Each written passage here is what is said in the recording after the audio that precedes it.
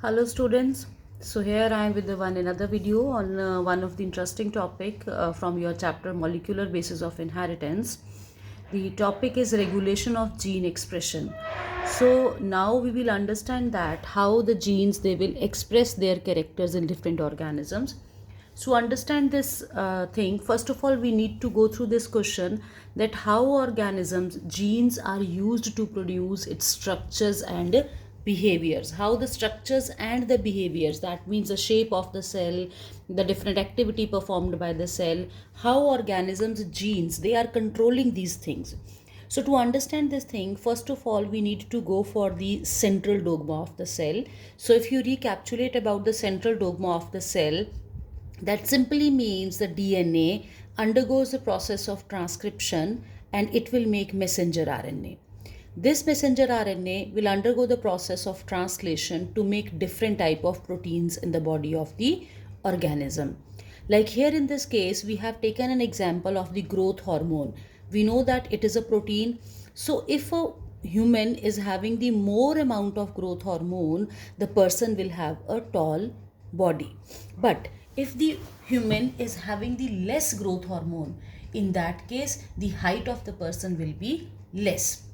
So the important thing is there, which is controlling the amount of this growth hormone, which is responsible for the formation of this growth hormone. So that is ultimately the DNA, which is responsible for the production of the amount of growth hormone. So this way I suppose you have understood how the central dogma of the cell it work. Now we will go in the detail of this concept in case of both prokaryotes and eukaryotes. So if we talk about the eukaryotes, to understand this concept, I have drawn this diagram. This diagrammatic presentation makes the things more clear. So here you can see that this is a cell, the cell membrane is there, cytoplasm is there, this is the nucleus and the nuclear membrane is there. So here inside the nucleus DNA is present. This DNA will make the pre-messenger RNA. This is in case of eukaryotes. We know that here first pre-messenger RNA will be formed, that is through the process of transcription, and then this pre-messenger RNA will undergo the process of RNA processing and will change to the messenger RNA. Then after changing to messenger RNA, it will move through the nuclear pore from the nucleoplasm to the cytoplasm, and there along with the ribosomes, this messenger RNA, it will undergo the process of translation and it will make the different proteins, and these proteins they behave differently. For example, if we are talking about enzymes, then we have example of this pepsin is there, trypsin is there, which are acting as enzyme, or the other proteins like we have discussed about growth hormone just now, insulin is there, myosin protein is there, actin protein is there. So they all are doing their specific function. So this is the explanation of an information flow in a cell. So now we will understand this thing in case of prokaryotes and eukaryotes. So first if we talk about eukaryotes, the regulation could be exerted at, this is a very important question from your NEET as well as from your board examination point of view, because this is normally asked in board in 2 marks question, and in NEET they normally asked it for the different levels.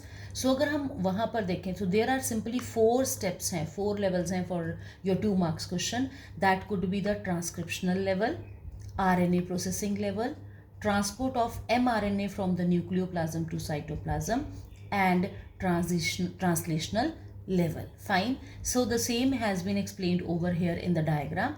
Now we will understand in detail about these things. First is the transcriptional level. So as we know that the transcriptional level simply means when DNA is making the RNA, messenger RNA, pre-messenger RNA, this is the transcriptional level. So as we know that the cell contains the entire DNA, but that entire DNA is not functional every time, only the segment. For example, the muscle cells, they will synthesize the actin and the myosin protein because their contraction and relaxation is done by that. It will not synthesize the insulin.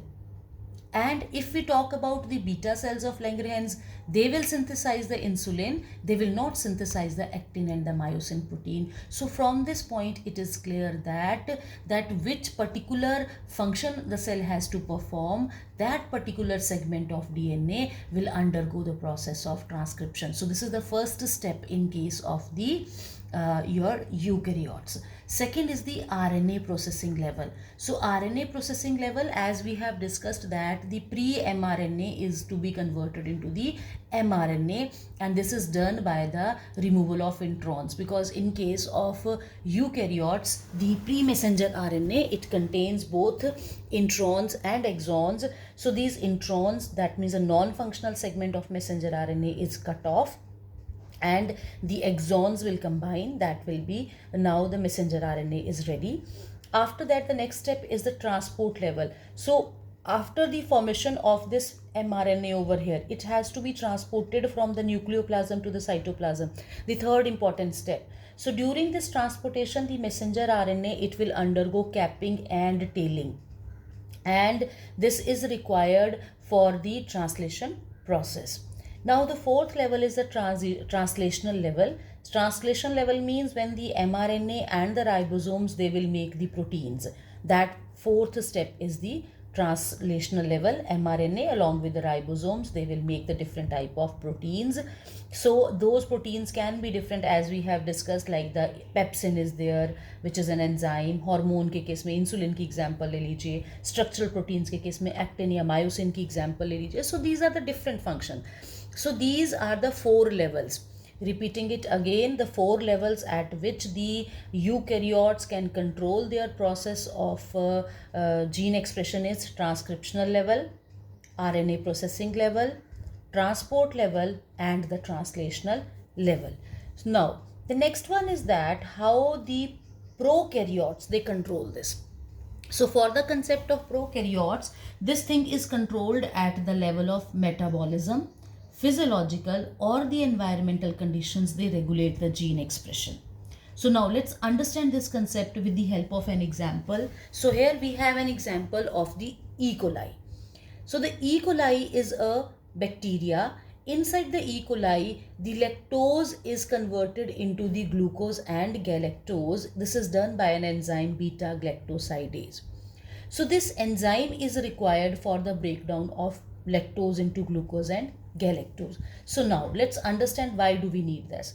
If we talk about the metabolism, that means when the lactose is broken down into glucose, or the physiological conditions, because we know that for this glucose is used for the production of ATP. So when inside the E. coli there is higher metabolic reaction, E. coli in an active physiological state, so in that case the gene of the bacteria will synthesize the beta-galactosidase enzyme, which will break the lactose into glucose and galactose, and then further it will be responsible for making the ATP.